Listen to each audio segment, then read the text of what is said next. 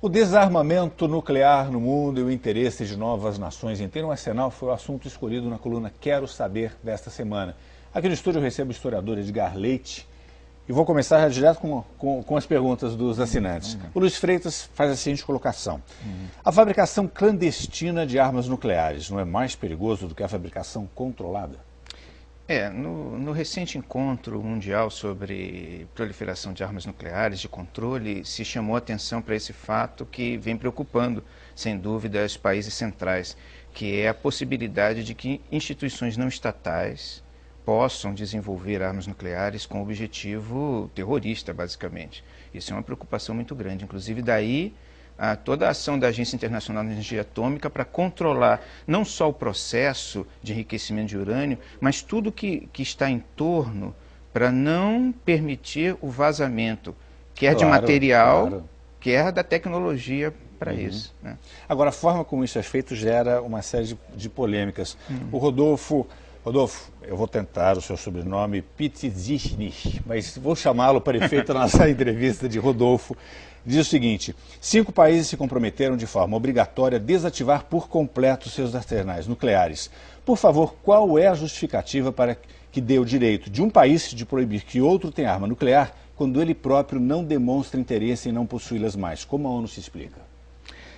Os países do Tratado de Não Proliferação, que foi os países centrais, que foi firmado em 1970, eles entenderam que o fato de os 5 países, né, Inglaterra, Estados Unidos, na época União Soviética, atualmente Rússia, França e China, entenderam que eles tinham as armas nucleares, mas essas armas nucleares eram transitórias. O objetivo deles era o desarmamento total. Então, esse tratado ele tem uma dupla. Primeiro, impedir que outros países venham a ter, o que tornaria o ambiente internacional ainda mais complexo, difícil de ser administrado. E segundo, demonstrar que existe alguma ética na manutenção do tratado e alguma ética no objetivo das potências. Quer dizer, elas reconhecem que armas nucleares são coisas horríveis e querem se desfazer disso. Né? E mostram ao mundo. E por isso vocês não podem ter. Né? Quando se fala em desarmamento, levanta a seguinte questão do Guilherme Pereira. Que fim levariam as armas nucleares num eventual e utópico acordo de desarmamento nuclear global? O fim que vem tendo as armas que dentro do tratado entre os Estados Unidos e a Rússia vêm sendo desmontadas. Elas são desmontadas, né, e deixam de ser armas nucleares. Né? Inclusive os Estados Unidos substituem regularmente, atualmente está em processo de substituição, as suas armas nucleares, suas bombas atômicas de antiga geração, que são desmontadas e substituídas por bombas de nova geração. Poder atômico acaba sendo associado com poder. O Danilo Gabriel Pereira faz a seguinte colocação. Para o Brasil, que almeja respeito na ONU, a fabricação de armas nucleares ajuda?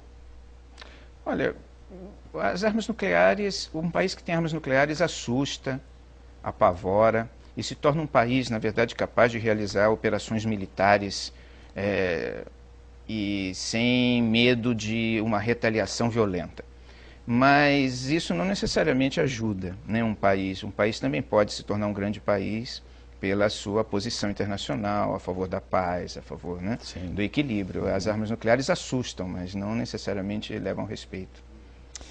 O Pedro Paulo Dias toca no tema, o elefante na sala, se há um grupo de países que possuem armas nucleares, por que implicar com aqueles que estão em vias de possuí-las, como o Irã? Não seria um equilíbrio para a região, visto que Israel já as tem? A questão do espírito do Tratado de Não Proliferação, e isso todos os países do mundo concordaram e o assinaram, quase todos, né? São poucos os países que não assinaram o Tratado de Não Proliferação, 3 na verdade, é que é necessário pôr um fim, quer dizer, impedir que os países tenham, de qualquer forma. Quer dizer, o fato, quanto mais países tiverem bomba atômica, mais a tecnologia vai se tornando disseminada, maiores os riscos geopolíticos. Então, a questão não é que alguns tenham porque os outros não podem ter. A questão é que os outros não devem ter. As armas atômicas, deve existir um controle internacional para que menos países as tenham, né?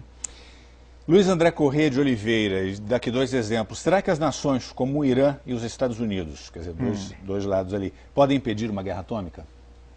Olha, um país que tem armas atômicas, dificilmente vai entrar em guerra com outro país que tem armas atômicas. Nós tivemos essa experiência na época da Guerra Fria, né?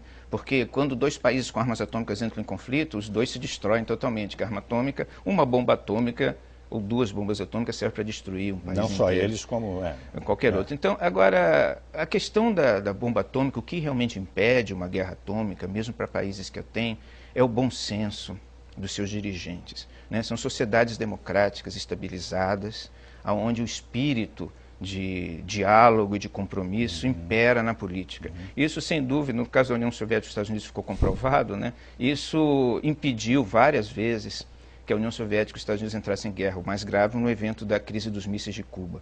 Quer dizer, o bom senso que pairou sobre o Kremlin, o bom senso que pairou sobre os Estados Unidos impediu o conflito. Muito obrigado. Conversei aqui com o historiador Edgar Leite. Volto sempre. Muito obrigado por participar. Muito obrigado. Saber. Ok.